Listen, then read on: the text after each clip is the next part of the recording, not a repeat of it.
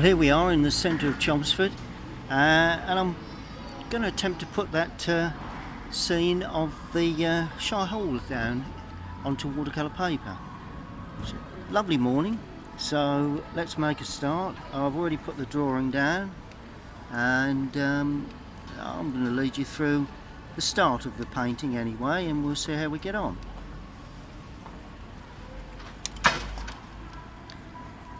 The first thing we're going to do is obviously get some sky down, a little bit of colour onto the sky. I'm going to use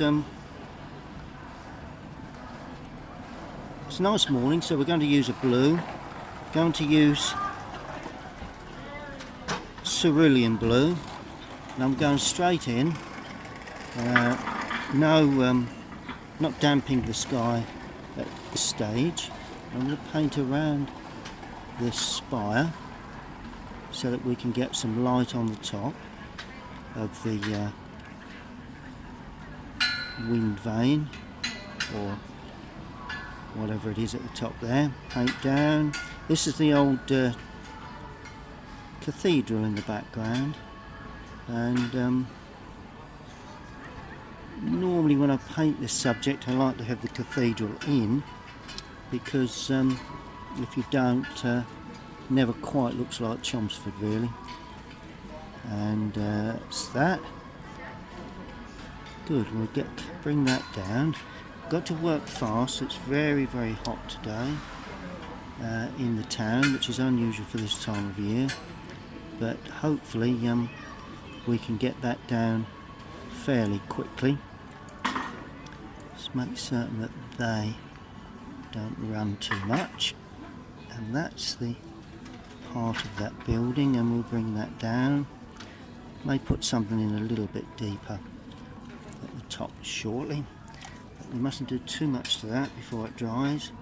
And a little bit sunlight coming from the right hand side, so put in a little bit of yellow into that, which actually lightens up that side. Now we need to just lift off any dribbles of paint. There. That's it. Yeah, I think that's sufficient for that, for the sky area. Now as we come down the back, there's the tree there, so I'm just putting in some touches of yellow just to set the scene off. Cadmium, raw sienna, something to that effect. Lovely old tree there, so always useful to have in. If they're there, put them in. Now it's just a matter of putting on some base colours. The front of the building is very white. It's just been cleaned, so that area there. So let's get the church in. Now the church, we're going to have to lose that a little, so I'm using cerulean with plenty of light red, but the cerulean has got to dominate this, so it's a greeny grey really, and that sort of like fits the spire as well. Remembering there's light coming from that top right hand, from the right, that's where our light is coming from. I'm using a little bit more red in there to capture the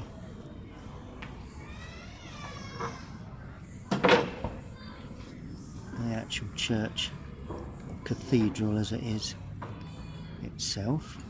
There we go. But if you notice, colour is very toned back.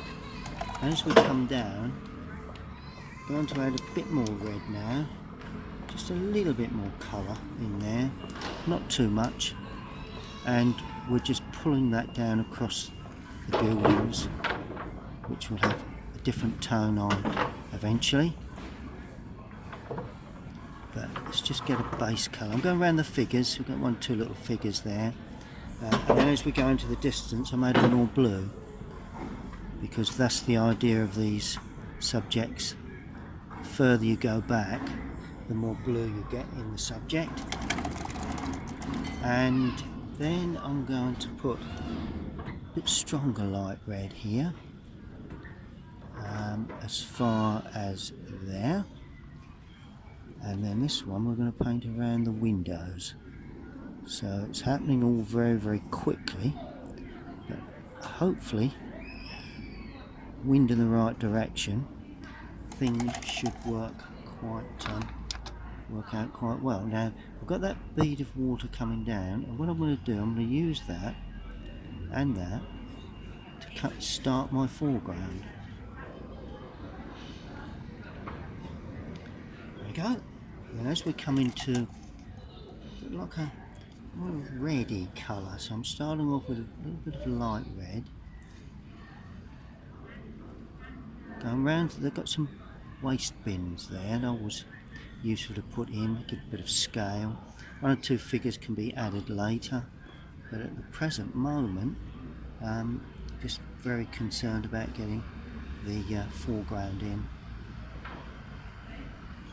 That goes off. Red post box there, that's always going to be a nice useful thing to put in. Using Indian red here, a bit stronger as I come forward, and just to give it a bit of punch, I'm adding a bit of yellow to that Indian red. That's raw sienna and Indian red, gives it a nice bit of punch in the foreground. Whether I will use, even alizarin crimson. You know me, I always like alizarin in the foregrounds and a little bit streaked across the pavement. And that really is the first start of the picture. So we'll allow that to completely dry. Well, there's the scene. Lovely sunlight. That's the light I'm hoping to capture when I come to put in the shadows. That's the first washes already down onto the paper. Now I'm going to start putting in a little bit more detail, in as much as the building needs a bit of colour. It's very, very light and I would say it's a light yellowy brown, I suppose. So I'm going to use mainly raw sienna with a little bit of touch of burnt sienna, or even burnt umber. There we are, a little bit of burnt umber. Or the clocker's white, so I'll go around that. There we go. And this will give us, hopefully, a lovely warm glow to the front of the building. Just going around the windows. A bit more yellow in places. Whoops, too much. And all you do when you get too much, you just spread it on the paper. And around the windows at this stage, spread it on the paper, and all of a sudden it disappears into the rest of the building, really. There we go, you've got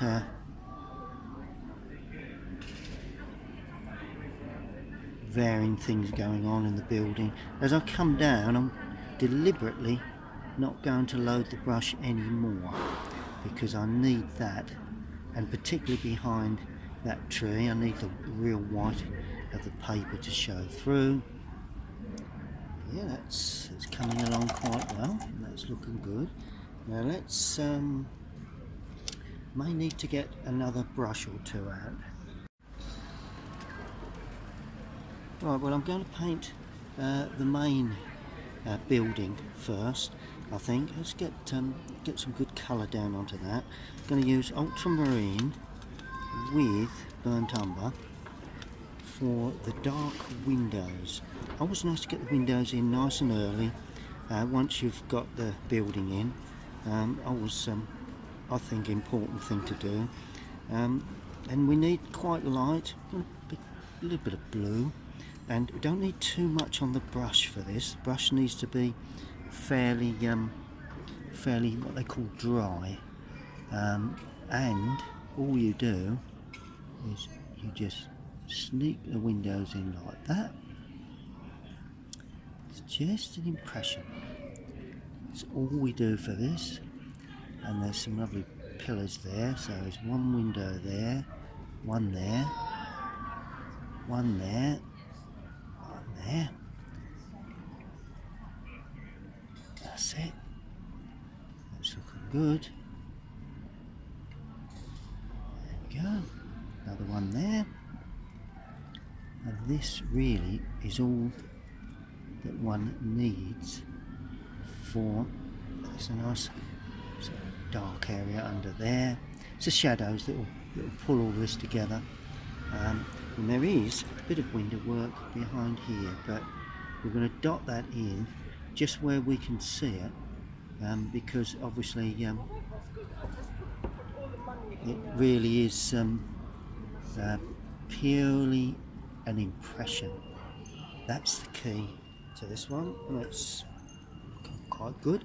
I'm going to go a little bit darker now because I want that quite dark now, so no more water, more paint and more brown in the mix, make it quite dark, because we've got these lovely old sort of, I presume they're doors really. There, that's the main door, and that one there. As I say, it will be shadows that give us everything we require as regard the finish of the picture. It's good. It's okay. Yeah, we'll accept that. I think. Oh, and while we've got this in, this dark paint, we're going to put in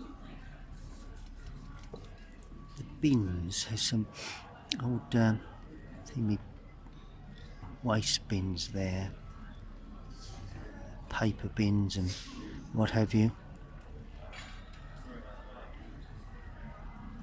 Good. It's okay. And I'll tell you what, while we've got this colour, let's put the base of the lovely post box. Now that to me is going to help immensely with that tree that comes over. And I'll put that in really, really dark. Like that. And I'm going to soften that as it sits into, it'll be in shadow, but let's not just soften that. There we are. That way it just softens it up really. And so that's looking good. I'm going to put the red post box in now. Yeah, that sort of thing. Okay, well, we obviously had one or two people around this morning, so I've had to close the camera off, but I've moved on a little bit. I've just put in the red phone box, the red post box, and put in a little bit of colouring there to that part of the building. We'll put the rest in now. It's all very, very sort of yellow light, extremely light there. There is a tree, but that will overtake most of that. Windows are fairly light. That's fairly light. So we've got that in pretty much as we would have expected. Okay, now I'm going to start from the back again, because now I've got the front area and I can see exactly what I need for the cathedral and what have you. Now the cathedral will be burnt sienna with a touch of ultramarine in there. It's got to be either lighter or darker than the sky, so I've elected to be slightly darker.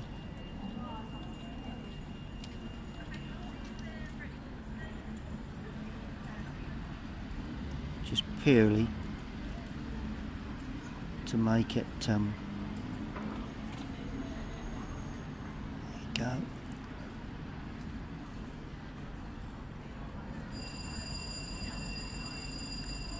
So that's that gone in pretty successfully. Just going around the buttress area there in the window. go. Yeah, that's pretty good to me. And now I'm going to drop in a bit of burnt sienna for this building, just to give it a little bit of life, but it's not going to be as dark as the other building. Bit of raw sienna into there, and that's going to be tapered in down to the lower part like that. And then I'm going to put in a bit of ultramarine with a bit of burnt sienna to pick up the really well, it's actually white, but I'm putting it in as shadowed. Could very well be shadowed from that other building. There, like that. Good. A bit more blue now, because there's a building there that's got a bit of a dark blue frontage.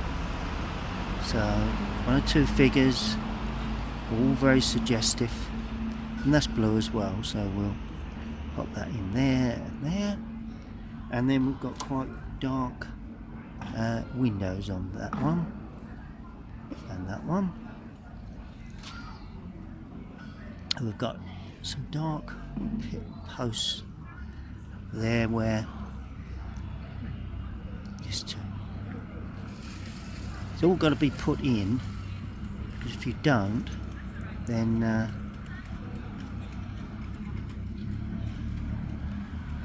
you lose a bit of the character, I think. Okay. Now we've also got to put in the windows this side.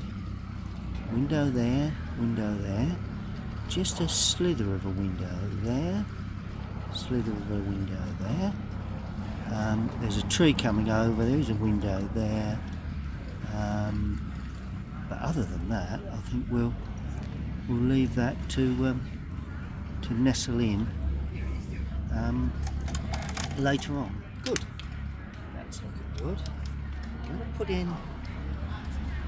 Need a slightly smaller brush now for the figures.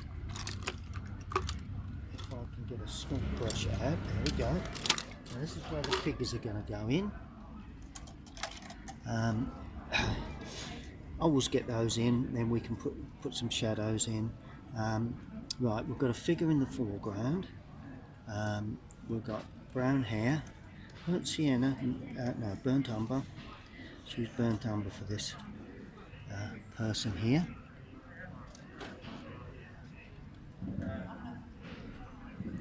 There, and the child also has,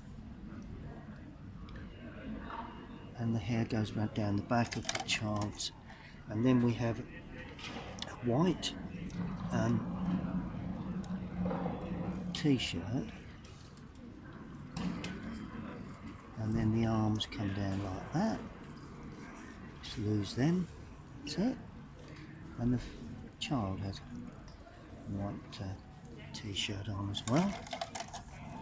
And then we're going to have blue shorts, quite turquoise blue shorts. That's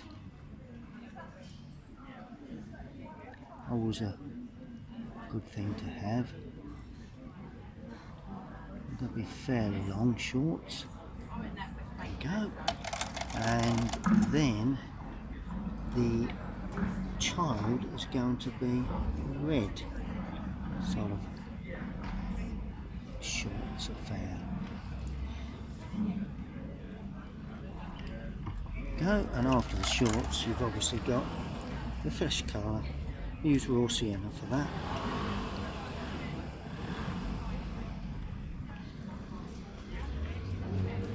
Go, so that sees that one off. Now we've got some figures here that's quite a nice array of figures. I'm going to have a hat on one of them, so it's going to be quite dark. It's going to be a dark green, so it's raw sienna, a bit of other dark colour in there. So this one's going to have form of a sun hat affair like that, and they are going to be looking up towards the distance area. So we're going to put some flesh colour on the face like that, and some flesh colour on the arms, one arm coming down there, and then we're going to have just the legs going. So it's probably a skirt affair or shorts, what have you. And the figure behind that one there, is going to be much darker, purely because that suits the way in which you know, the composition of it all, really. You know, you've got to have some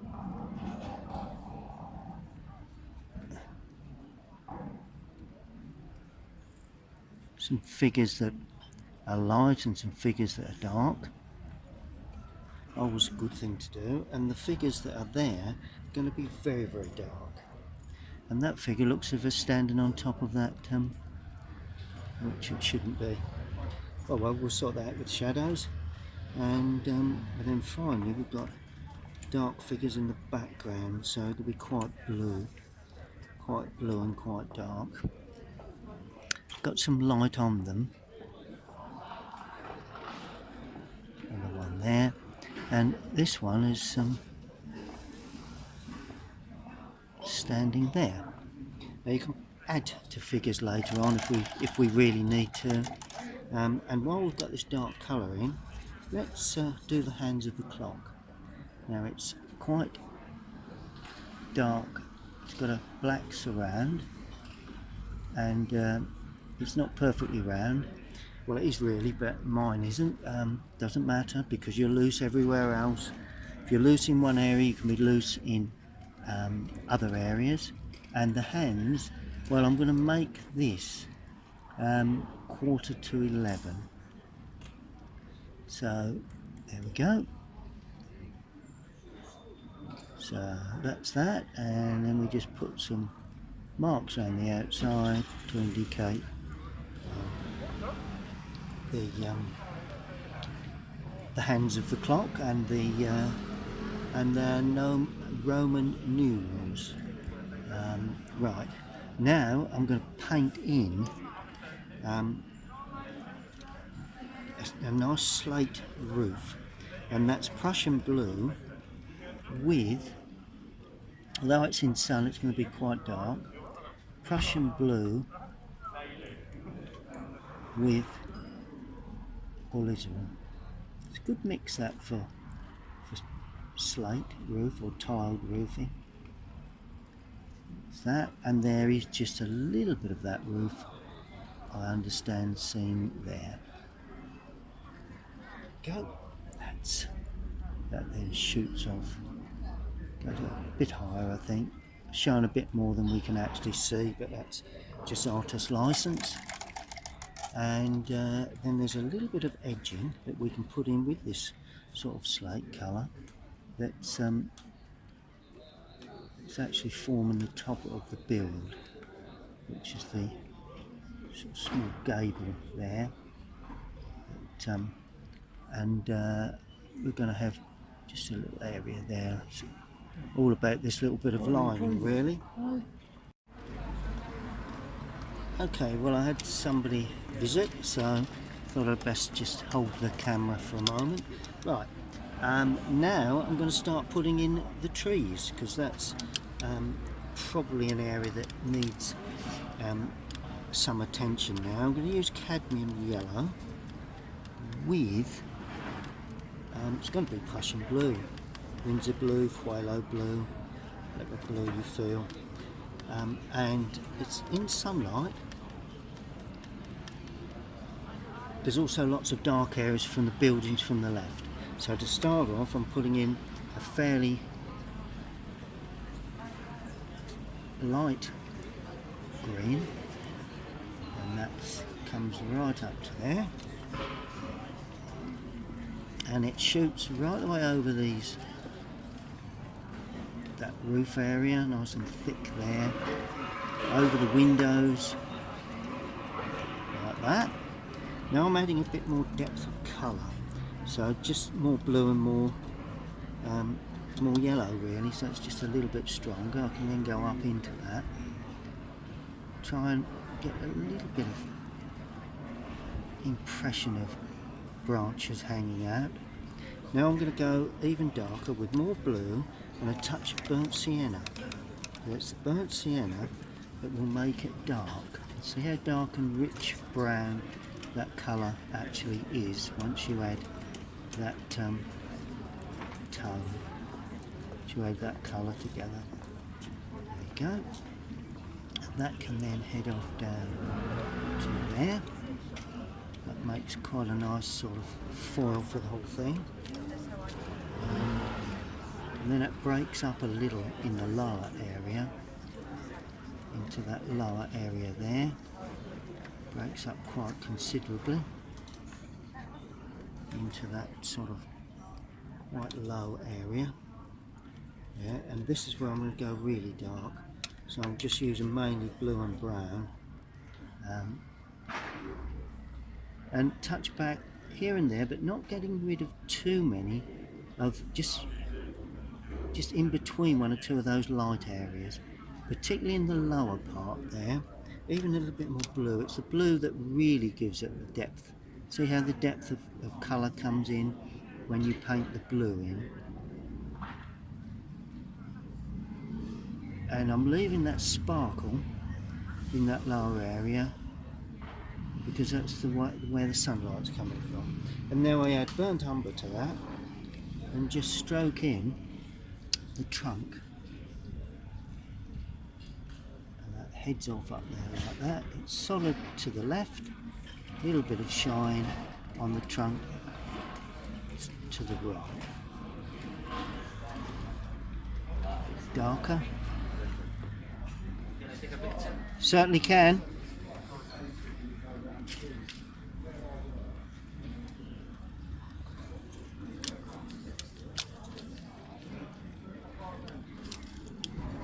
And of course it sits on the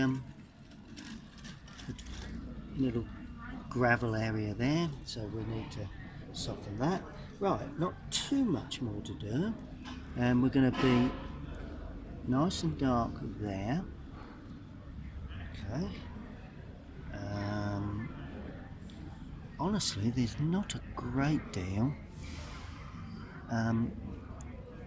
for this to be done really.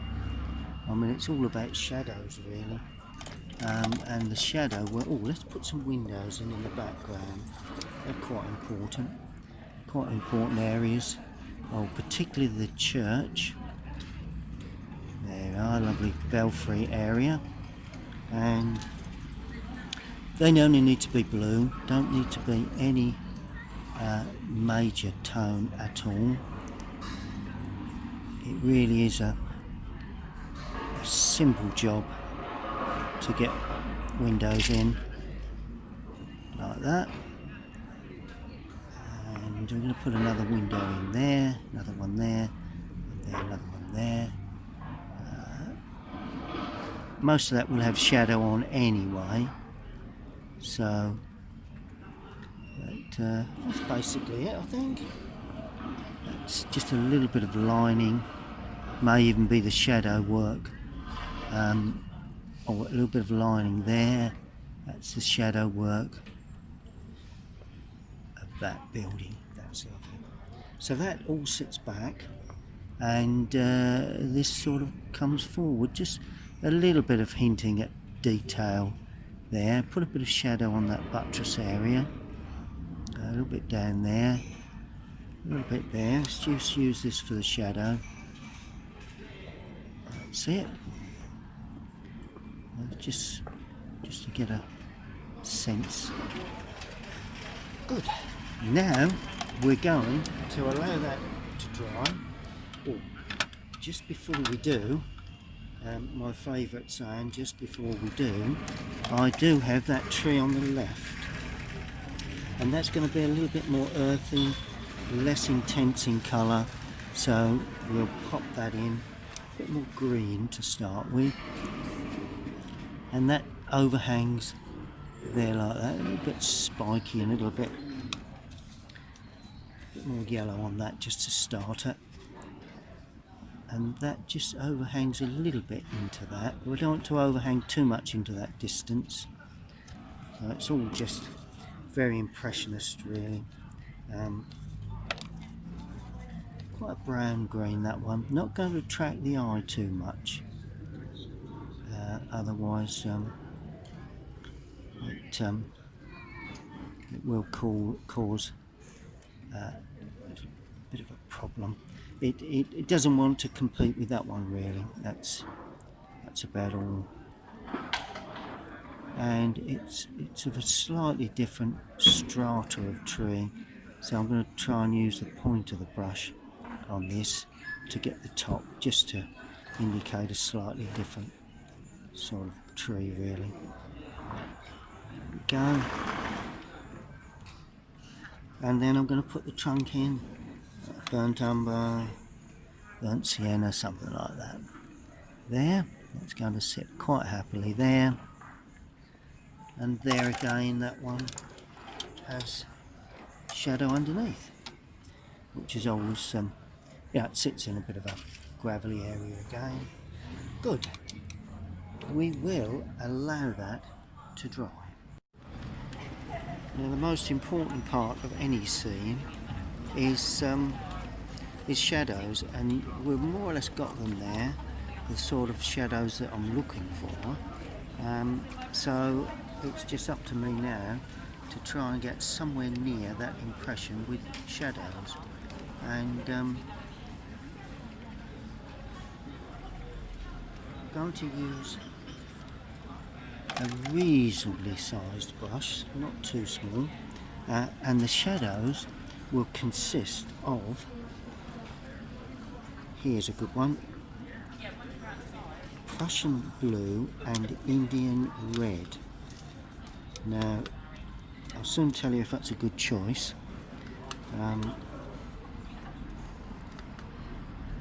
Actually going to put ultramarine with that, that's better. It wasn't a particularly good choice for this particular subject. Good. Okay, there we go, that's better. Ultramarine, it just gives a slightly deeper shadow that I'm looking for. Right, now, shadow, we have slightly weaker shadow cutting across these buildings. So it's going to come across to there, to that one. Then it's going to cut across to there. We'll edge up the side of this building. And then it's going to slope down like that. So that is the shadow for that. And it's also part of a shadowed area that those figures stand in. See the way I've created a shadow from the side of that building. And that is the reason why those figures were dark, because they are in shadow. Good. Okay. Now, same colour used for the overhang of that area, and that tapers to there. It's also coming down there, not quite such a thick area. There's also a lovely deep overhang shadow there, and that raises slightly to there. There we go. Yeah, I think that shadow's about right for this, for the feel of the light. And then of course we have another shadow that's dipped down that just heads off into that tree area. Yep, that's looking quite good. Now we have shadow on that window there. We're going to have a nice arched shadow there, and across and down the back edges let's do the windows first. There's always a bit of shadow on the windows down the back edge. That's it. That's it. Let's just do the windows first. And a nice bit of shadow there on these sort of little window porches, I suppose they are, just over the top. And then on the framework of the windows, mainly across the top and down the right. It gives the windows depth, which is always a good thing to do. Sorry, Nanny, I'm fiddling around. There we are.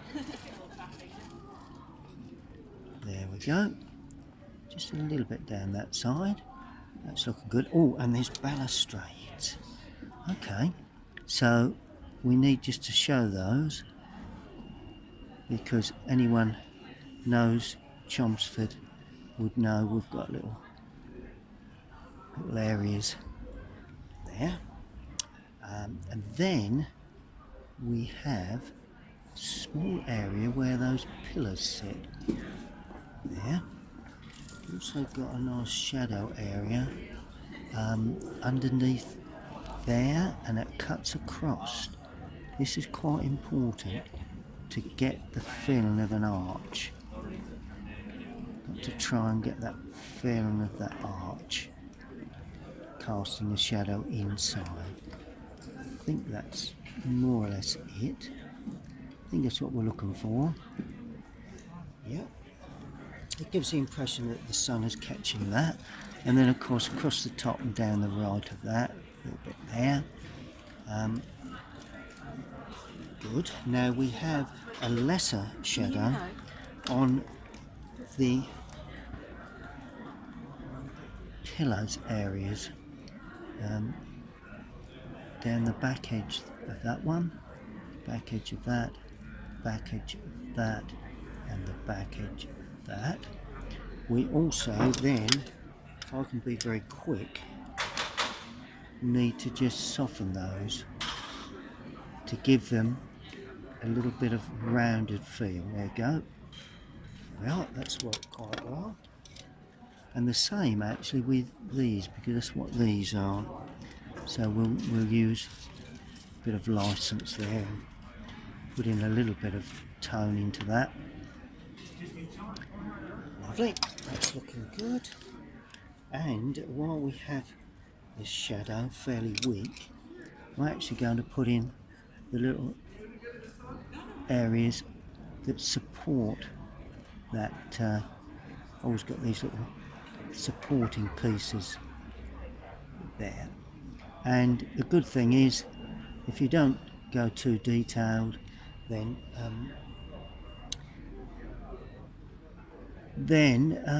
you really make it easy for yourself. Once you get detailed, then unfortunately things become very difficult to achieve. But that's looking good. That's okay. Yep, a little bit inside there perhaps. There's a touch to the top of that door. We will put, just have to analyse this a little now, because we do have windows there. We will have a shadow, a bit of a window there. That's in shadow, but it's not in great shadow. It's not too dark, although it needs really, I suppose, to be a little bit darker than that, just to indicate. There we go. One or two of the restaurants beginning to open up now. Good. Well, there's not much more to do, only a nice foreground shadow. Now this is where we get really interesting. Just put these steps in. They're not steps, they are steps, yeah. Like that. And we have a casting shadow from that piece of wall there that stands out. So that's important, and that helps to show the steps. And then we have a casting shadow from that across there, but it doesn't go over the figure. There is all sorts of things going on at the bottom there that I can put in later with a fine brush. Right, let's get the most important area in, and that's these lovely shadows. Now there is a shadow that goes up the road like that, comes across there. Just got to watch we don't add too much to that. We then have a lovely shadow here. Just got to watch where we go over the figures. Like that. That's where the tree is, of course, and the buildings casting that shadow. And the figures will have a little bit of dappled shadow on them. We have a dog there, might as well put that in while we're about it, with shadows under the figures, of course. Right. Yep, that's looking good. Just going to add a little bit more red to the shadow now as I come forward, like that. And that's going to sweep across like that. And you will then have a shadow under there. Shadows, just use a bit of license here, just a bit of dappled shadow onto that phone box, just to give it a bit of light. And then finally, more red, and stroke that across this foreground area. There we go, and then I'm going to soften it, because we don't want it to get too heavy on that outside edge. There we go. Look at that. I always like to leave these 1-2 little patches here and there, just to indicate necessary shadow work. I want to shadow the back of that as well, and there's shadow for that figure, obviously, and one for that figure. They're already in shadow, that's already in shadow. What it really needs now is just thinking about you know, the real fine little details that will finally make the subject sing, really. Well, as promised, those little finishing touches that I think make all the difference. Burnt umber, ultramarine, something to that effect. And there are just little sections here that stand underneath in the shadow area. And because we've been so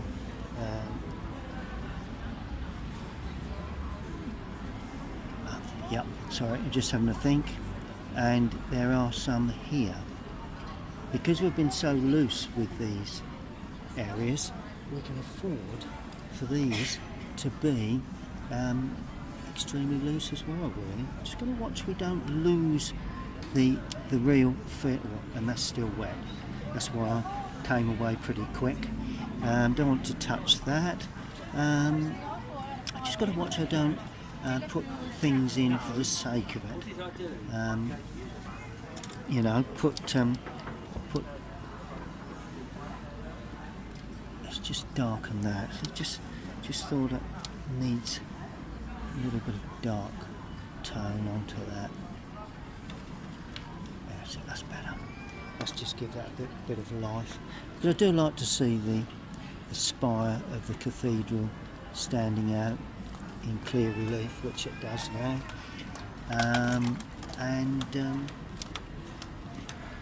Got to be getting there, really, I suppose.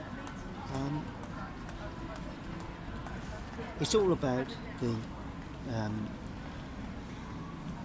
Shire Hall itself. Oh, I'll tell you what I have missed. There is here